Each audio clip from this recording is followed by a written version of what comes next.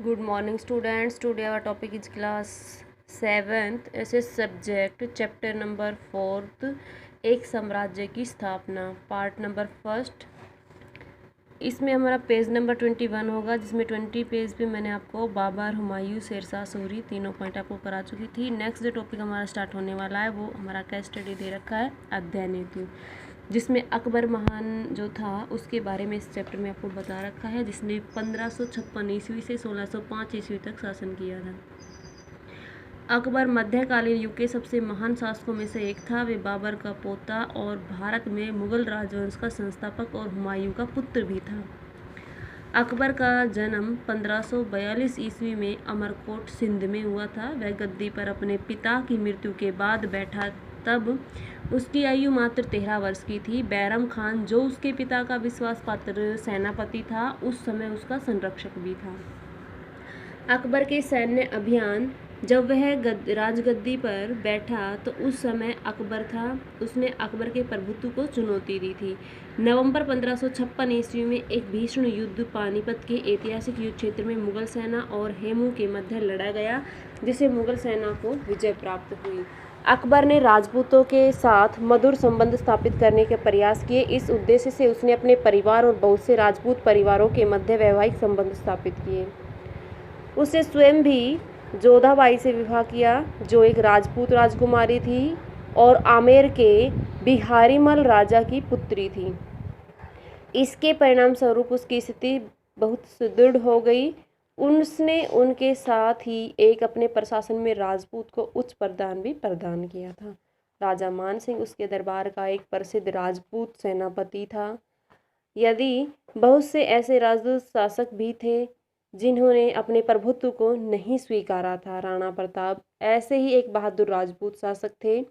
अकबर ने यहाँ चित्तौड़ पर सन 1517 में आक्रमण किया। 4 महीनों तक युद्ध चलता रहा। अंत में मुगल सेना ने चित्तौड़ के सेनापति जयमल को पराजित करके मार दिया था। अकबर ने इसके बाद मेवाड़ पर विजय प्राप्त की। राणा उदय सिंह, जो मेवाड़ के शासक थे, गिरनार भाग गए। बाद में उन्होंने एक नई राजधानी की स्थापना की, जो एक झील के किनारे पर है एवं इसका नाम उदयपुर है। उनका पुत्र महाराणा प्रताप उनके समान ही बहादुर था। यद्यपि वह हल्दी घाटी के युद्ध में पराजित हुआ, लेकिन उसकी बहादुरी की गाथा राजपूत शौर्य का प्रतीक बन गई। अकबर ने बंगाल में सन 1576 ईस्वी में जीत लिया था और गुजरात पर सन 1578 ईस्वी में विजय प्राप्त की। उत्तर पूर्व में उसने काबुल पर 1585 में विजय प्राप्त की, कश्मीर पर 1586 ईस्वी में, सिंध पर 1591 ईस्वी में और कंधार पर सन 1595 ईस्वी में विजय प्राप्त की। दक्षिण में उसने अहमदनगर, बीजापुर और गोलकोंडा की विजय प्राप्त की और ये मुगल शासन के अधीन आ गए।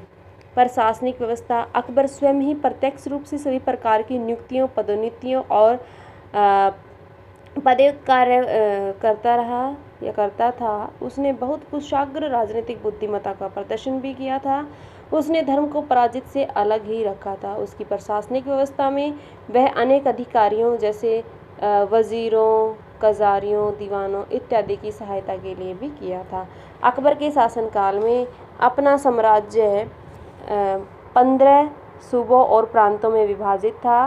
प्रत्येक प्रांत एक सूबेदार और राज्यपाल के अधीन था। प्रत्येक प्रांत को सरकार और परगना के में उपविभाजित किया गया था, यानी कि उनके छोटे छोटे सब पार्ट में उनको डिवाइड किया गया था।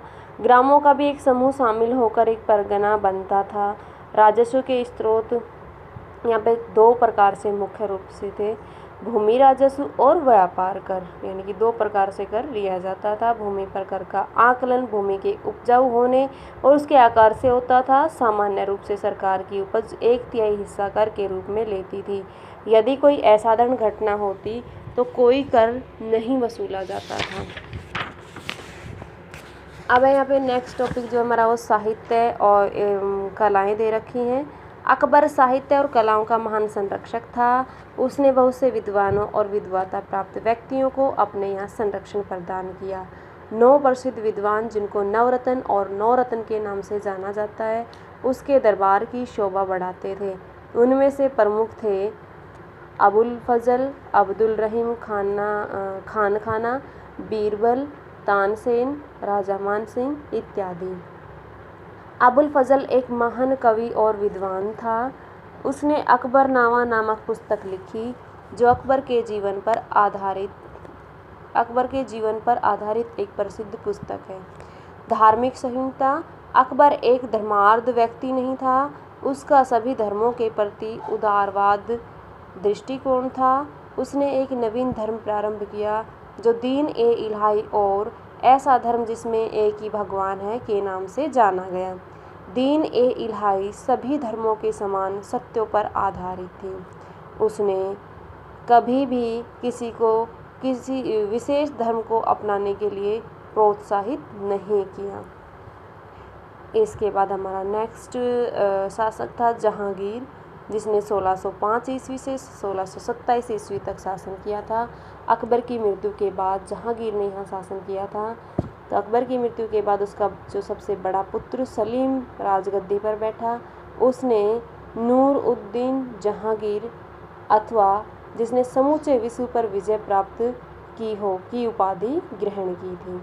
उसने अपने साम्राज्य को सुदृढ़ किया और यानी कि मजबूत बनाया और उसके आगे विस्तार भी किया। जहांगीर न्याय का सबसे बड़ा प्रेमी था। उसने एक बड़े घंटे को एक सोने की जंजीर से बंधवा कर अपने शाही महल के समक्ष दरवाजे पर लटका रखा था।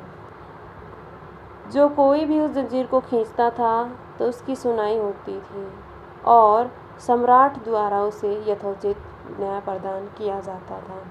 उसके विजय अभियान यानी कि जहांगीर के पुत्र राजकुमार खुसरो ने उसके विरुद्ध विद्रोह किया।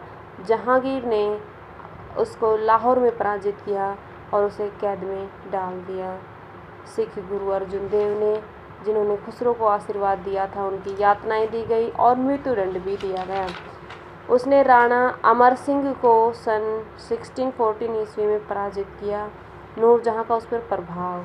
नूरजहां बहुत खूबसूरत और बुद्धिमान महिला थी। जहांगीर ने उससे विवाह किया। उसका सम्राट पर बहुत अधिक प्रभाव चलता था। जहांगीर के शासनकाल में विलियम हॉकिंस और सर थॉमस रो जहांगीर के दरबार में भारत के साथ व्यापारिक संबंध स्थापित करने के लिए आए। सर थॉमस रो जहांगीर के दरबार में 3 वर्षों तक रुके। जहांगीर ने अपने व्यापारियों को अपने साम्राज्य के साथ व्यापारिक संबंध स्थापित करने की यहाँ पे आज्ञा भी प्रदान की। तो आज के लिए हमारा इतना काफ़ी है। इससे आगे हमारा नेक्स्ट टॉपिक होगा जो जहांगीर के बाद शाहजहां उस राजगद्दी पर बैठा था या शासन को संभाला था 1628 से 1658। तो इससे पहले जितना मैंने टॉपिक कराया उससे रिलेटेड आपको क्वेश्चन आंसर्स कंप्लीट फिल करने होंगे और साथ साथ ये आपको बुक वर्क फिल करके लर्न भी करना होगा। Thank you student.